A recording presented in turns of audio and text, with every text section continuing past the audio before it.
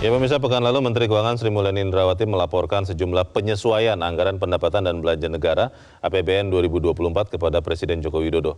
Salah satu penyesuaian yang dilaporkan adalah pengeluaran untuk bantuan langsung tunai dan sembako untuk masyarakat. Selain melaporkan penyesuaian anggaran, Sri Mulyani juga mendapat arahan untuk membantu navigasi perekonomian sebagai persiapan transisi kepemimpinan mendatang.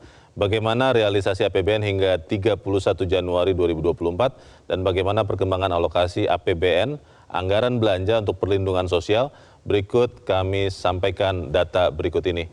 Kementerian Keuangan mencatatkan hingga APBN surplus 31,3 triliun rupiah hingga 31 Januari 2024. Ini sekitar 0,14% terhadap PDB, produk domestik bruto, yang jika dibandingkan dengan realisasi APBN periode Januari 2023, maka surplus APBN Januari 2024 itu hanya sekitar sepertiga dari realisasi tahun 2023 yang mencapai 90,78 triliun rupiah.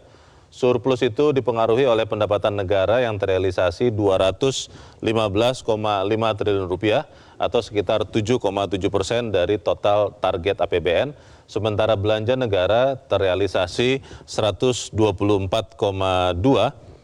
triliun rupiah atau sekitar 5,5% dari pagu total tahun ini yang mencapai 3.325 triliun rupiah. Salah satu yang disoroti dalam realisasi APBN 2024 adalah belanja negara yang mencapai 184,2 triliun.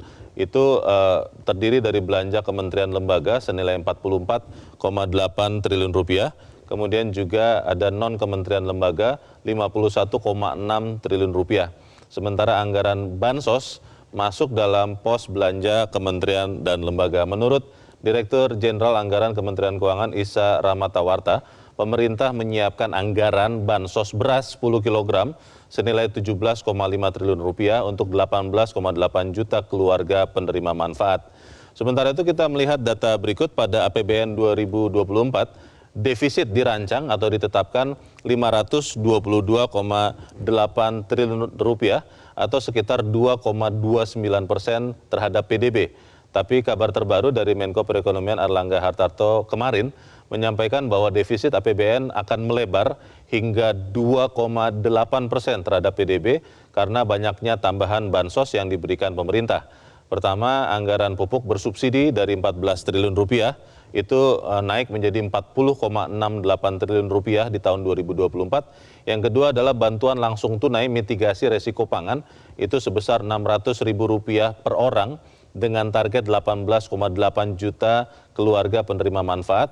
Anggarannya mencapai 11,25 triliun rupiah.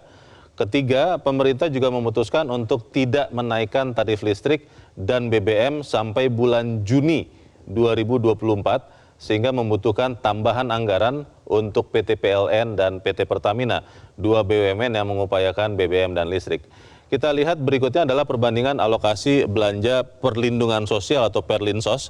Kita lihat dari tahun 2019, besar anggaran bansos ini menjadi perhatian karena jumlahnya ternyata lebih besar dibandingkan anggaran tahun 2023 dan beda tipis dibandingkan dengan masa awal pandemi COVID-19. Kita lihat data tahun 2023 ada di 443 triliun rupiah, sementara di 2024 dianggarkan 496 triliun.